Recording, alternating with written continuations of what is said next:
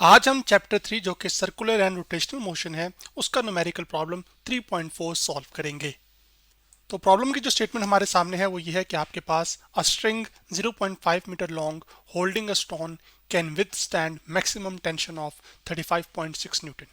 Find the maximum speed at which a stone of 0.5 kilogram mass can be whirled with it in a vertical circle. तो सवाल हमारे सामने ये है कि आपके पास एक स्ट्रिंग है यानी कि कोई रस्सी है या कोई तार है और उसकी जो लंबाई है वो हमारे पास यहाँ पर मान लीजिए कि वो 0.5 मीटर लॉन्ग है और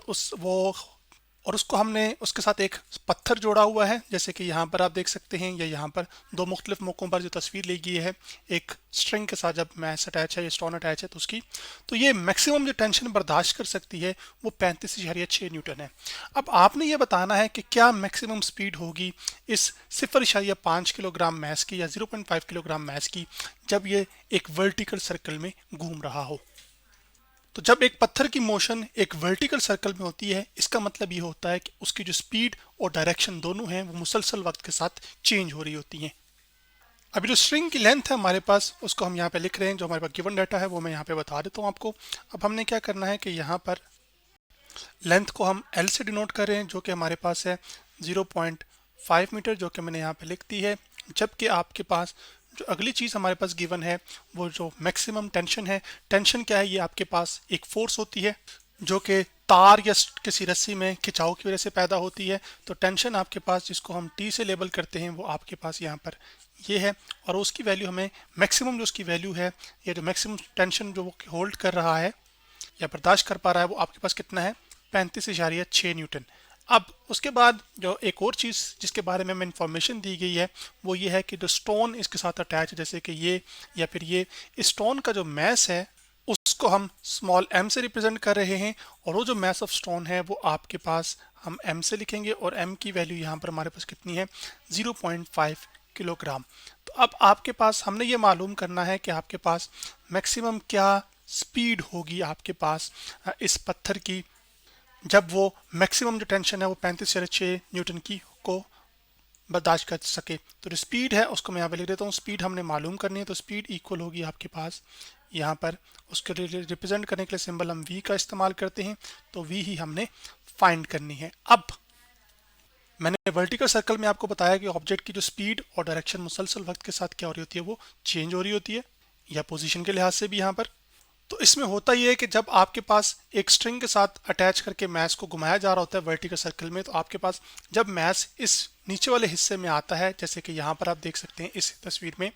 तो अब आपने यहाँ पर यह समझना है कि आपके पास इंपॉर्टेंट बात क्या है कि जो ज़मीन है इसको अपनी जानिब क्या कर रही होगी, नीचे की तरफ खींच रही होगी। तो आपके पास यहाँ पर इसका जो वेट है W वो किधर एक्ट कर रहा होगा, वो नीचे की जानिब लग रहा होगा। और वेट क्या होता है, उस ऑब्जेक्ट का मैस कितना है और एक्सेलरेशन ड्यू टू ग्रेविटी कितनी है। जबकि स्ट्रिंग में एक खिंचाव होगा इस नीचे की यहाँ पर जो पत्थर है उसमें। तो अब आपके पास ये जो पत्थर है ये एक स्ट्रिंग के साथ बंधा हुआ है जैसे कि यहाँ पर, तो उसमें जो खिंचाव है उसकी वजह से जो फोर्स होती है वो टेंशन की फोर्स होती है और वो जो टेंशन की फोर्स होगी वो आपके पास ऊपर की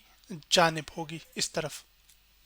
तो जब वर्टिकल सर्कल के अंदर ये होता है कि बॉटम पर वेट नीचे और टेंशन इस ऊपर की जानिब होती है,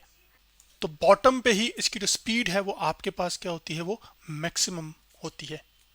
तो बॉटम में इसके पास हाईएस्ट या मैक्सिमम स्पीड इस वजह से होती है क्योंकि यहाँ पर सारी की सारी इसके पास जो एनर्जी होती है वो आपके पास काइनेटिक एनर्जी होती है। क्योंकि जब ये ऊपर से नीचे आ रहा होता है तो जो पोटेंशियल एनर्जी है वो कम होती जाती है जबकि जो काइनेटिक एनर्जी है वो बढ़ती जाती है। तो बॉटम पर आकर काइनेटिक एनर्जी मैक्सिमम हो जाती है। तो जिस पॉइंट पर काइनेटिक एनर्जी मैक्सिमम होगी वहां पर उसकी स्पीड भी क्या होगी वो मैक्सिमम होगी। जबकि काइनेटिक एनर्जी क्या होती है, मोशन की वजह से जो एनर्जी होती है उसको हम काइनेटिक एनर्जी कहते हैं। तो अब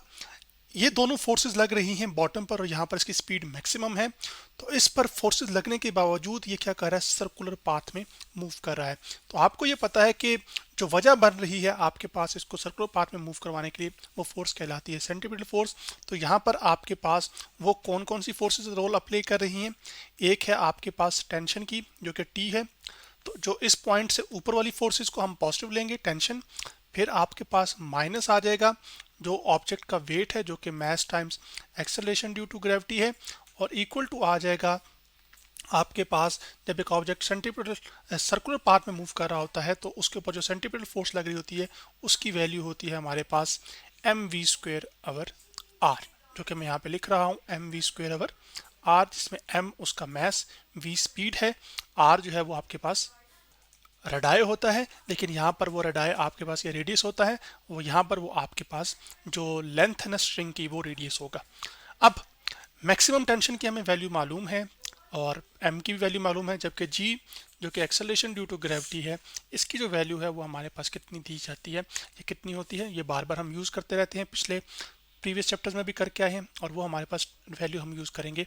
10 मीटर पर सेकेंड स्क्वेयर। अब आपके पास हमने v को निकालना है, तो ये जो r इधर डिवाइड हो रहा है उधर जाके क्या हो जाएगा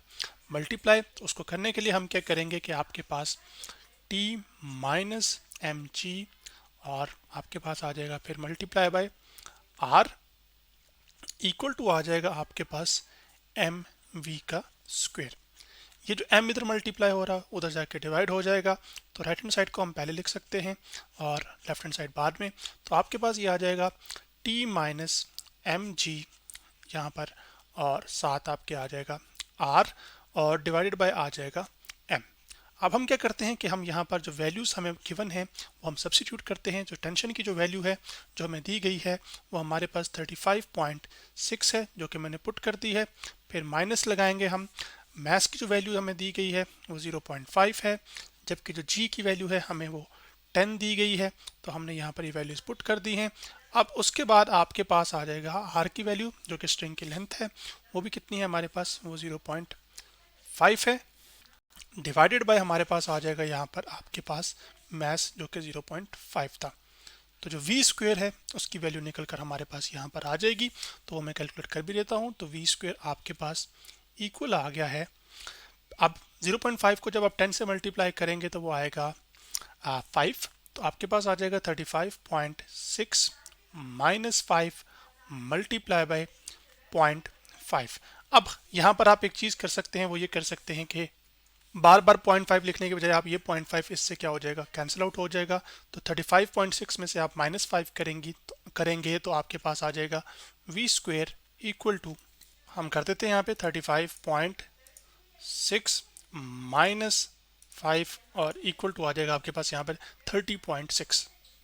तो इसको मैं यहाँ पे लिख देता हूँ कि ये कितना आ जाएगा 30.6। अब आपके पास स्क्वायर को ख़त्म करने के लिए हम दोनों जानिब स्क्वायर रूट लेंगे, तो v स्क्वायर आ जाएगा यहाँ पर, जबकि यहाँ पे हमने ले लिया स्क्वायर रूट। इसी तरह आपके पास इधर भी हम ले लेंगे स्क्वायर रूट, तो 30.6 का जब हम स्क्वायर रूट लेंगे तो हमारे पास फाइनल आंसर स्पीड का निकल कर आ जाएगा जो उसकी होगी, तो वो आ जाएगी,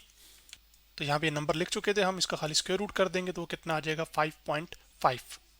तो जो स्पीड निकल कर आई हमारे पास वो 5.5 मीटर पर सेकेंड निकल कर आई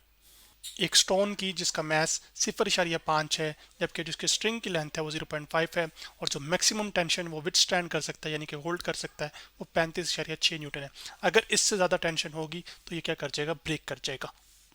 तो ये वर्टिकल सर्कल के अंदर जो स्पीड निकल कर हमारे पास मैक्सिमम वो 5 मीटर पर सेकेंड निकल कर आई। तो आज हमने एक प्रॉब्लम जो कि चैप्टर 3 था सर्कुलर एंड रोटेशनल मोशन का, उसको सॉल्व किया और वो न्यूमेरिकल प्रॉब्लम हमारे पास 3.4 था।